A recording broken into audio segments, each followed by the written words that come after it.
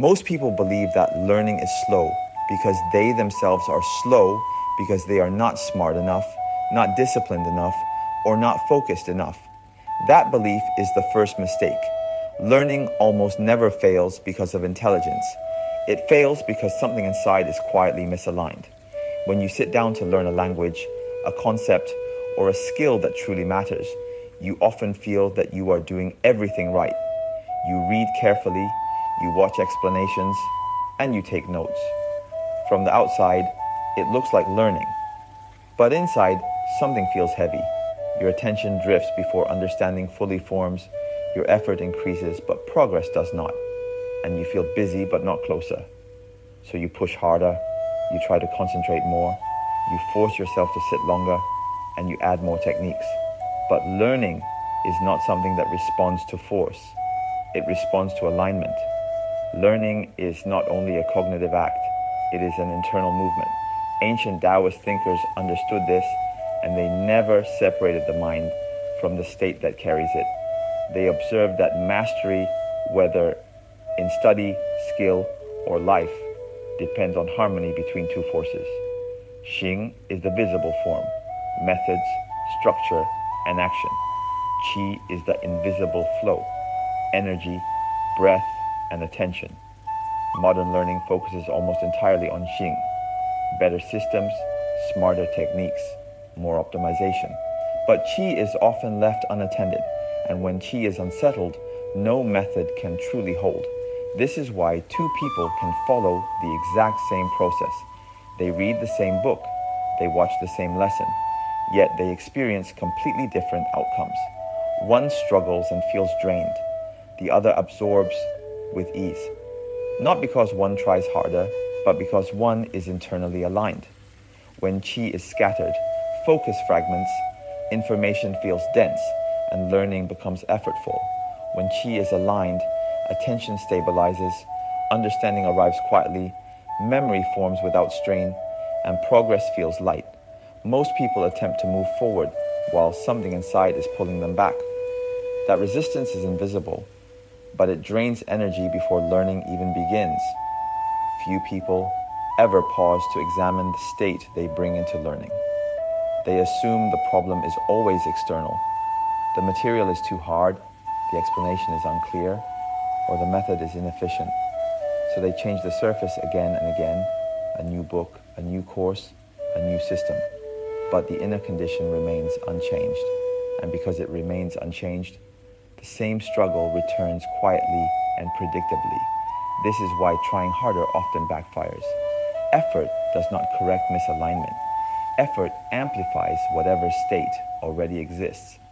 If the mind is rushed, more effort creates tension. If the mind is scattered, more effort creates noise. If the mind is anxious, more effort creates pressure. Force does not produce clarity. It produces resistance. Ancient teachings never began with force. They began with settling. Before movement, there was stillness. Before accumulation, there was removal. Before learning something new, there was a return to balance. When Qi is unsettled, the mind cannot receive. And when the mind cannot receive, nothing truly stays. Information passes through without taking root, which is why so much learning is quickly forgotten. It was never fully received in the first place. The Xing-Qi Cycle begins here, not with techniques, not with discipline, but with a quiet diagnosis. If learning feels slow, heavy, or unstable, the problem is rarely the material. It is the state you bring into the act of learning. Before speed, there must be clarity. Before clarity, there must be alignment. Restore alignment, and learning no longer needs to be forced. It begins to move naturally, on its own. Long ago, in the mountains of ancient China, there lived a Taoist master known not for his words, but for his silence. Students traveled from distant regions to learn from him. Among them was a young scholar, brilliant and diligent, whose mind was sharp and whose memory was strong. Each day the scholar studied from sunrise to nightfall. He memorized texts, he copied passages, he repeated lessons until his voice grew hoarse. Yet nothing stayed. What he learned in the morning was gone by evening. What he understood one day felt distant the next. At last, frustrated and exhausted, he approached the master. "Teacher," he said, "I do everything I am told. I study longer than anyone. Why does understanding refuse to remain?" The master said nothing. Instead, he led the scholar to a quiet river flowing through the valley. The water moved gently, neither fast nor slow, clear and steady. The master handed the scholar an empty clay cup. "Fill it," he said. The scholar knelt and plunged the cup forcefully into the river. Water splashed over the rim. Mud rose from the bottom. The cup filled unevenly, then spilled. The master gestured for him to try again. The scholar pushed harder, faster, deeper. More water scattered. More mud clouded the cup. The master then took the cup himself. He lowered it slowly, at the same pace as the river. The water entered without resistance. No splash, no disturbance. The cup filled completely clear and still. Only then did the master speak. "You are not failing because you lack effort," he said. "You are failing because your movement does not match the flow." The scholar listened in silence. "When the mind rushes," the master continued, "understanding cannot enter. When effort is tense, clarity becomes disturbed. When the inner state resists, nothing settles." The river had not changed. The cup had not changed. Only the way of entering had. "This," the master said, "is the nature of learning. If you force it, you scatter it. If you align with it, it fills you on its own." The scholar bowed. For the first time, he did not try to learn. And for the first time, learning stayed. The master watched him bow, then turned back toward the mountains. Nothing more needed to be explained, because the lesson was no longer in the cup, nor in the river, nor even in the words that had just been spoken. It was now in the scholar himself. From that moment on, learning was no longer something he chased, measured, or tried to hold. It became something he entered. And this is where the story quietly leaves the mountain, because the same mistake the scholar made is the one most people still make today. Not because they lack effort, but because their movement does not yet match the flow. What follows is not another method, but a return to that alignment so learning, once again, can stay. The parable reveals a truth most modern learners never see. Learning does not begin with taking in information or pushing effort forward. It begins with settling the internal state that will carry the learning itself. This is the core cultivation principle behind the Xing-Qi cycle. Qi must settle before Xing can work. Most people reverse this order without noticing.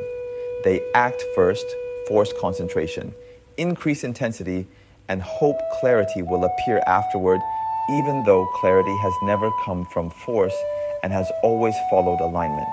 In ancient cultivation traditions, nothing meaningful began with speed. Before movement, there was stillness. Before action, preparation. Before learning, a return to a calm internal state capable of receiving without resistance. This state is not rest or laziness. It is the alignment of the condition in which body, breath, and attention are no longer pulling against one another. When qi is unsettled, the mind cannot truly receive. When the mind cannot receive, even the best methods collapse. This is why adding more techniques often makes learning worse, because form is stacked on unstable flow. The principle is simple and unforgiving. Do not increase effort before stabilizing qi. Effort does not correct misalignment. It amplifies whatever state already exists. Scattered effort scatters more. Tense effort tightens the knot. Anxious effort drains what little clarity remains. But when qi is settled, even small effort compounds naturally. This is why ancient scholars often appeared slow, yet quietly surpassed their peers, not because they worked less, but because they refused to rush understanding and instead prepared the internal ground so understanding could land and stay. In cultivation language, this preparation is called returning the breath to its natural rhythm, returning attention to the present moment, returning effort to a level the body can carry without resistance. Only after this return does Xing become effective. Only then do methods hold without leaking energy. The Xing-Qi cycle therefore moves in a natural sequence. First, Qi is settled, so internal noise no longer interferes.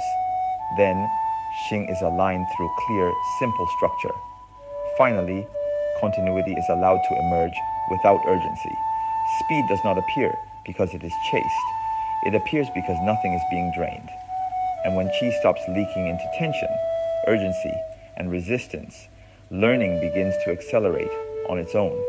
This is why true mastery looks calm, unhurried, effortless, and this calm is not an aesthetic. It is evidence that nothing inside is fighting the process anymore, that attention is no longer divided, that effort is no longer compensating for imbalance.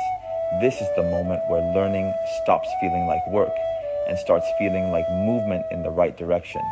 Not faster because it is rushed, but faster because it no longer leaks energy. From here, the question is no longer how to learn, but why learning so often breaks down in real adult life. Not in theory, but under pressure, responsibility, identity, and time. That is where the Xing-Qi cycle is tested. And that is where we must turn next. The problem is not that modern adults forgot how to learn. The problem is that learning is now asked to survive inside a life that never settles. Work demands speed. Life demands adaptation. Identity demands constant proof. Before learning even begins, Qi is already fragmented. You wake up carrying unfinished conversations, unanswered messages, deadlines that belong to tomorrow, and expectations that do not belong to you. By the time you sit down to learn, your attention is already divided, part of it still at work, part of it worrying about what comes next, part of it questioning whether this effort will even matter. This is not laziness. This is an internal conflict. Modern adults are not struggling to learn because they lack discipline. They are struggling because their Qi is constantly pulled in opposing directions. At work, you are rewarded for urgency, for responsiveness, for appearing busy. In life, you are pressured to optimize your health, your relationships, your future. And beneath both, there is an unspoken identity question quietly running in the background. Am I falling behind? Am I doing enough? Am I becoming who I should be? Learning is forced to compete with survival, status, and self-worth. Under these conditions, no method can hold. You open a book, but your body is still bracing. You watch a lesson, but your breath remains shallow. You take notes, but your attention is already preparing for the next interruption. This is what modern misalignment looks like. Qi never fully enters learning because it never fully leaves everything else. The Xing-Qi cycle breaks here not because people refuse to learn, but because learning is placed on top of unresolved pressure. Adults are told to make time, to stay disciplined, to push through. But pushing through a scattered life only scatters Qi further. Effort becomes another demand. Learning becomes another obligation. Progress becomes another metric to fail. This is why so many adults feel exhausted, even when doing things they once enjoyed. Learning begins to feel heavy because it is asked to carry the weight of work, life, and identity all at once. Ancient cultivation never separated learning from the condition of life. When life was unsettled, learning paused. Not because learning was unimportant, but because forcing it would damage the flow. Modern adults are never given permission to pause, so Qi never settles. And without settled Qi, learning cannot deepen. In the next section, we will identify the exact modern habits that keep Qi permanently unsettled, habits that feel necessary, responsible, and unavoidable, yet quietly erode the foundation required for real learning. Only once these habits are seen clearly can the Xing-Qi cycle begin to repair itself, because the damage is not caused by one big mistake, but by small habits repeated every day. Habits that look reasonable, habits that feel responsible, habits that are rarely questioned, They fragment attention just enough to prevent depth, but not enough to be noticed. They keep qi in motion, but never allow it to arrive. And until those habits are seen for what they are, learning will continue to feel like effort layered on top of pressure. What comes next is not a criticism of modern life, but a clear look at the patterns that quietly keep it unsettled so they can finally be adjusted instead of endured. At some point, every modern adult learner reaches the same moment. You start with intention, with clarity, with a plan that finally feels right. For a short while, learning flows. You feel steady, capable, aligned. Then something shifts. A session is missed, focus slips, energy drops, and almost immediately, the familiar voice appears. I failed. I relapsed. This always happens. But in the Xing-Qi cycle, this moment is not failure. It is resistance revealing itself. Modern adults are taught to treat resistance as weakness, as lack of discipline, as proof that motivation is gone. But resistance is not the enemy. Resistance is the body signaling misalignment. When learning moves faster than qi can settle, the system compensates. Attention dulls, interest fades, avoidance appears, not to sabotage progress, but to prevent collapse. This is why relapse feels familiar. It is not random. It appears when effort outruns stability, when Xing keeps advancing, while qi is still fragmented by work pressure, emotional tension, and unresolved fatigue. Adults believe they are starting over again, but nothing has been lost. What is happening is correction. Ancient cultivation never treated breakdown as a moral failure. When progress slowed, effort was not shamed. Discipline was not intensified. The rhythm was adjusted. Force was reduced. Settling was restored. Qi was allowed to return before action continued. Modern adults do the opposite. They respond to resistance with more pressure, more rules, more guilt. Learning becomes another obligation added to an already heavy life. This is why people burn out even on things they care deeply about. In the Xing-Qi cycle, failure is not stopping. Failure is ignoring the signal and pushing through misalignment. When resistance appears, it is asking for return to breath, return to simplicity, return to an effort level the body can carry without strain.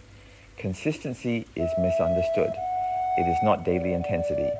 It is sustained alignment. A learner who pauses, realigns, and returns calmly moves faster than one who never stops but is always forcing. When resistance is listened to, it becomes guidance. When guidance is followed, progress resumes quietly, steadily, without drama. And this is where the cycle quietly turns. Because once resistance is recognized as guidance, the question is no longer how to push forward, but how to return without starting over. What follows is not a new strategy, nor a stricter system, but a different relationship with effort itself, one that refines identity instead of attacking it, and allows learning to continue without force, guilt, or reinvention. That is the next step in the Xing-Qi cycle, because returning without starting over requires letting go of the idea that learning must always look linear. It means accepting that pauses are not detours, that slowing down is not regression, and that refinement happens through adjustment, not escalation. This is where identity quietly enters the cycle, not as something to rebuild, but as something to soften. And from here, the work is no longer about fixing failure, but about refining who you are while you continue to learn. That is where the Xing-Qi cycle deepens and where the next movement begins. When resistance appears, it is not asking you to stop. It is asking you to listen. Beneath effort, beneath discipline, beneath every technique you have tried, there is a deeper law quietly shaping whether learning flows or collapses. Learning does not accelerate because you push harder. It accelerates when resistance disappears, when action finally matches the state it is moving through. In ancient thinking, alignment was never about control. It was about matching movement to rhythm, matching effort to capacity, matching intention to the condition of the body and mind, in this moment, not the one you wish you had. When alignment is lost, Every action costs more energy than it should. Focus feels heavy. Motivation drains quickly. Even simple tasks begin to feel forced. When alignment is restored, small actions carry unexpected power, and learning advances without friction. This is why forcing consistency fails. Consistency imposed from the outside ignores the internal state. You can plan routines, you can schedule sessions, you can optimize systems, but if the inner condition is tense or scattered, those structures turn into resistance rather than support. The deeper law is simple and uncompromising. What you do must match the state you're in. When the state is restless, the task must be light. When the state is scattered, the task must be grounding. When the state is calm, the task can deepen. Speed appears only when this relationship is respected. Modern adults violate this law constantly. They demand deep focus from fragmented attention. They expect absorption from a body still carrying stress. They ask for progress while ignoring the signals of misalignment. And when the system resists, they call it failure. Ancient cultivation worked differently. When alignment was lost, the task was not abandoned. It was adjusted. The question was never, how do I push through this? The question was, what is the correct scale of action right now? Alignment is not something you achieve once and keep. It is a continuous adjustment. Like walking on uneven ground, you are always making small corrections. When those corrections stop, friction appears. Misalignment is rarely dramatic at first. It begins subtly, a shallow breath, a quiet urgency, an impatience with the process. Left unnoticed, these small deviations compound. Effort increases, results slow, resistance grows. And because the change is gradual, people blame motivation instead of alignment. Ancient practitioners watched the smallest signals: breath before thought, posture before effort, rhythm before speed. When something felt heavy, they did not demand more willpower. They asked what had fallen out of sync. Alignment does not mean everything feels easy. It means effort feels appropriate. When effort matches capacity, the system stays open. When effort exceeds capacity, the system closes. Modern culture teaches people to ignore this boundary, but learning obeys a different law. It responds to honesty, not pressure. When you learn to recognize the first signs of misalignment, the shallow breath, the restless attention, the urge to rush, you gain something more powerful than discipline. You gain timing. And timing is what allows small effort to produce large results. This is the deeper law behind the Xing-Qi Cycle. It does not demand perfection. It demands awareness. As long as awareness is present, alignment can always be restored. And as long as alignment is restored, learning continues to move forward quietly, reliably, naturally, even inside a demanding modern life. Here is what alignment looks like when it breaks in real adult life. You sit down to learn, but your body is already tired.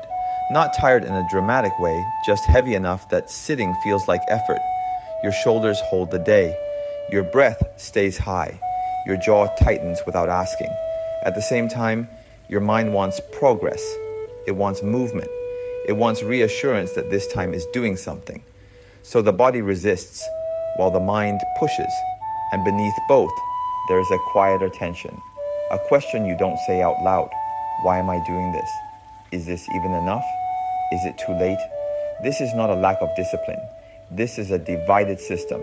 Modern adults don't fail to learn because they don't try. They fail because different parts of them are pulling in different directions at the same time. The body wants relief.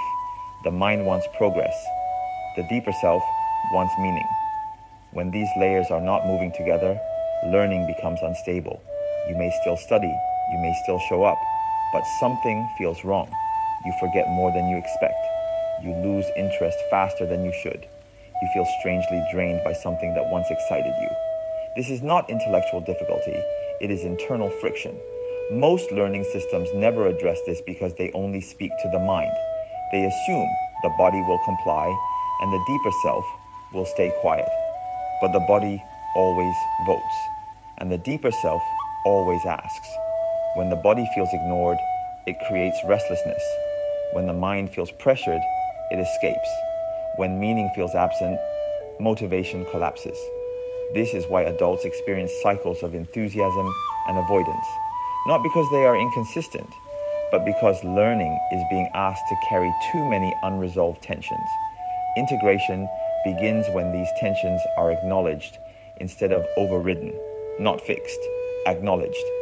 When the body is allowed to soften before it is asked to focus. When the mind is allowed to arrive instead of being commanded. When the deeper reason for learning is quietly remembered, not as a goal, but as a direction. This does not require motivation. It requires honesty. Honesty about energy. Honesty about capacity. Honesty about what this learning is actually serving.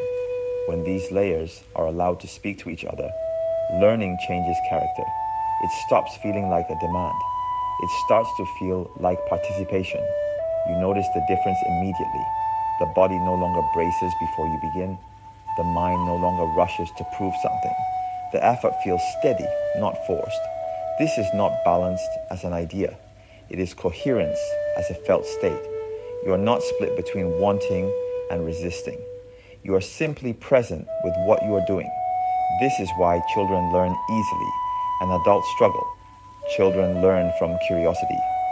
Adults learn under identity pressure. Pressure to improve. Pressure to catch up. Pressure to justify time. When learning becomes tied to self-worth, the system tightens, integration loosens that knot. Learning becomes something you enter, not something you survive. This does not mean every session feels good. Some days the body is slow. Some days the mind is noisy. Some days meaning feels distant. Integration does not demand harmony. It allows negotiation. The body sets the pace. The mind stays present. The deeper self remembers why this direction matters, even when progress is quiet. This is how learning survives adulthood, not by overpowering fatigue, not by silencing doubt, not by pretending clarity, but by letting the whole person be involved. Body, mind, direction. When these three are no longer fighting, learning no longer leaks energy. It continues even on imperfect days, even with limited time, even inside a full life. In the next section, we will make this practical without turning it into a system, a simple way to check whether your body, attention, and direction are cooperating before you begin, and how to adjust when they are not. Most adults believe learning requires becoming someone else, a new version, a more disciplined version, a sharper, faster, stronger version. So every attempt to learn quietly carries an identity project I need to change who I am. This is where learning turns heavy, because identity is not a switch you flip. It is a weight you carry. And when learning is used to prove worth, repair regret, or outrun fear, the system tightens. In the Xing-Qi Cycle, learning is not reinvention. It is refinement. Ancient cultivation never asked a person to discard who they were.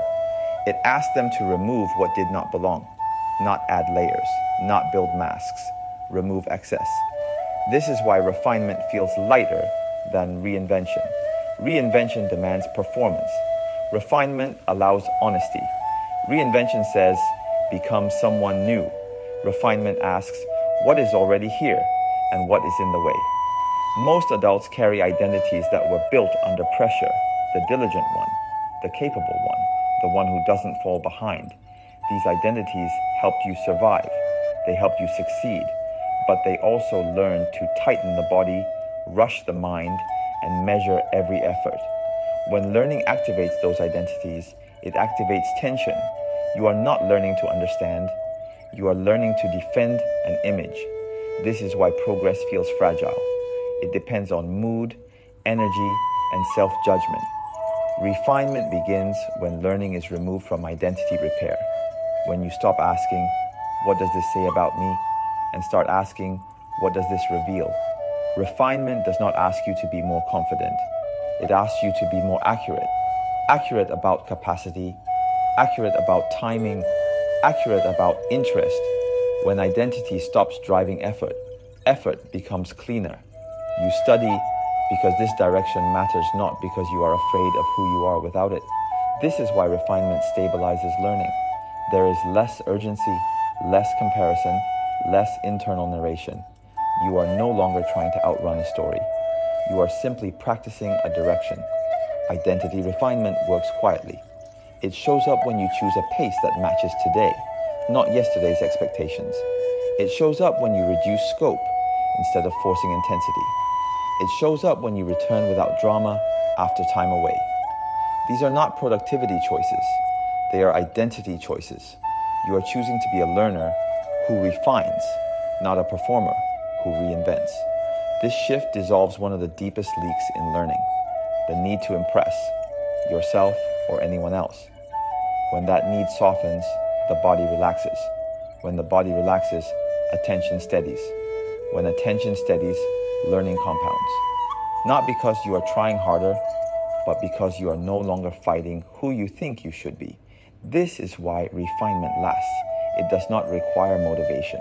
It requires permission. Permission to stay who you are while becoming clearer. Permission to remove friction instead of adding pressure. Permission to learn without turning it into a verdict on your value. In the Xing-Qi Cycle, identity becomes a container, not a taskmaster. It holds learning steady instead of pushing it forward. And when identity stops interfering, learning returns to its natural speed. In the next section, we will close the cycle showing how refinement, integration, and alignment converge into a rhythm you can return to without restarting, without proving, and without force. At some point, learning collides with time, not schedules, not calendars. Time as something felt. You notice it in quiet moments when you realize how long you've been circling the same ideas, how many starts were never allowed to deepen, how often urgency replaced direction. This is where regret usually enters. Not loud regret, not dramatic regret, the quiet kind. The sense that you could have gone deeper earlier, that something meaningful was postponed, that learning became preparation instead of practice. Most people respond to this feeling by rushing. They try to compress time, they chase intensity, they demand results now to make up for what feels lost. But time does not respond to panic, and learning does not respond to guilt. In the Xing-Qi Cycle, regret is not an accusation, it is information.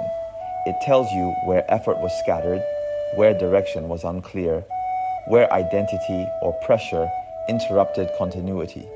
Regret does not ask you to move faster, it asks you to move truer. Legacy begins here, not as something grand, not as an achievement others will see, but as a pattern you repeat when no one is watching. The way you return, the way you adjust instead of abandon, the way you choose coherence over urgency. This is how time changes character. When learning is aligned, time stops feeling like an enemy. Progress no longer depends on perfect weeks or uninterrupted stretches. It depends on the return. Return without shame. Return without reinvention. Return without restarting from zero. This is why the path forward does not require catching up.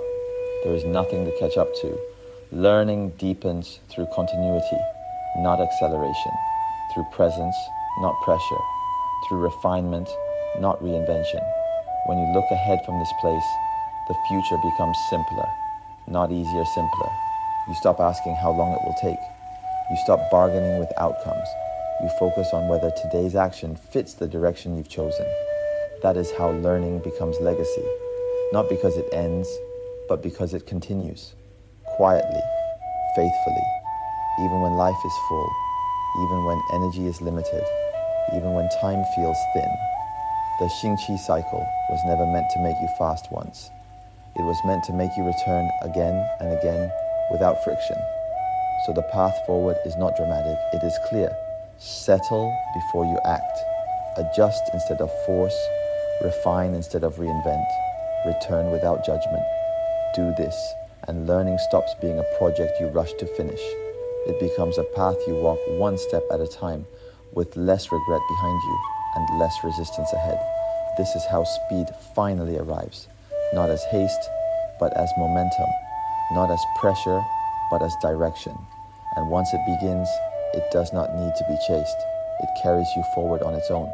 And this is where the cycle comes to rest, not by ending, but by stabilizing. Because when learning is no longer rushed by time, judged by regret, or driven by the need to prove something, it finally finds its natural pace. From here, there is nothing left to chase, only a direction to keep returning to. The Xing-Qi cycle does not promise a finish line. It offers a way to walk steadily, honestly, without losing yourself along the way. And once that rhythm is found, learning no longer asks for motivation.